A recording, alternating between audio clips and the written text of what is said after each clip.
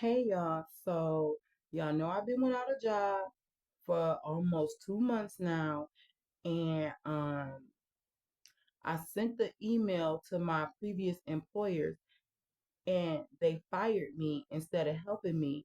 Remind y'all they have an open door policy and everybody got to keep their job except me. And I'm like, and it's unfair because I didn't do nothing wrong. But I'm about to read this email and y'all could tell me if I did something wrong. So let's get into it. It's gonna be a couple parts, but let's get into it because it's a lengthy email. Hold on. It's a lengthy email. But yeah, let's get into it, okay? I am writing to formally address a series of unresolved issues that have directly impacted my employment and well-being at this facility. These concerns include my recent suspension, the denial of my right to file a grievance, the need for investigation into a manager's suspected time theft, and the incident that led to my suspension, along with 4 prior incidents that were never adequately addressed. I'm bringing this matter to your attention because I believe it requires imperative review beyond the current management and union representation.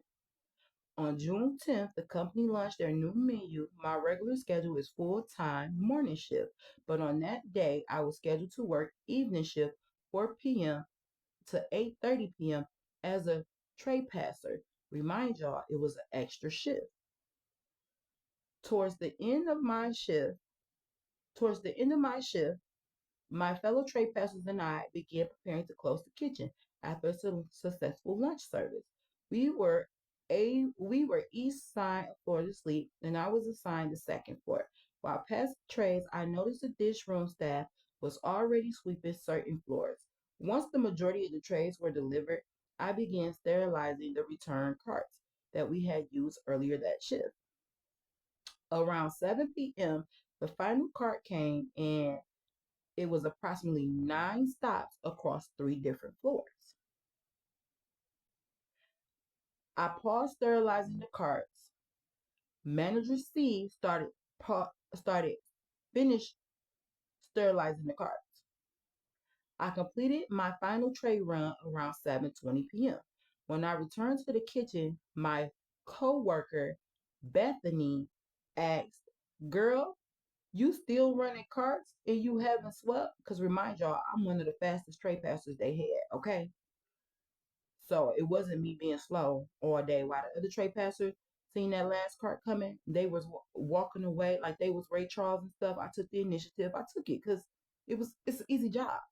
It's easy, so I don't mind it. But anywho, so I explained that I just finished the last cart and was heading to sleep. She reminded me to tell the dish room not to close the machine because I still had to go get dirty dishes. Okay. And I told them, and they were like, okay. So they were waiting for me. Remind you, I finished running that tray at 7:20. So let me get back to the email because I put all that in the email. So let me get back to the email. I returned to the kitchen at exactly 7:31 p.m. and ran into a coworker who prefers to remain anonymous due to concerns about retaliation. They had just clocked out but offered to help me. They had just clocked out but offered to help me. Oh, boo, you just finished sweeping? Let me empty those trays for you. Her and two other coworkers helped me clean those trays. We were finished at 7:49. On June 11th, I attempted to address a timekeeping issue from the previous evening, June 10th. I approached Manager C and said, "Manager C, I tried to clock out last night, but my phone wasn't working because it was dying. I checked my timesheet when I got home and noticed I was clocked out for 7:30. Before I could finish, she immediately interrupted me and insisted I did not get off at 8:30. I informed her even if she didn't want to honor 8:30, she had to honor 7:49 because it's not the same as 7:30. She said she was not changing my time.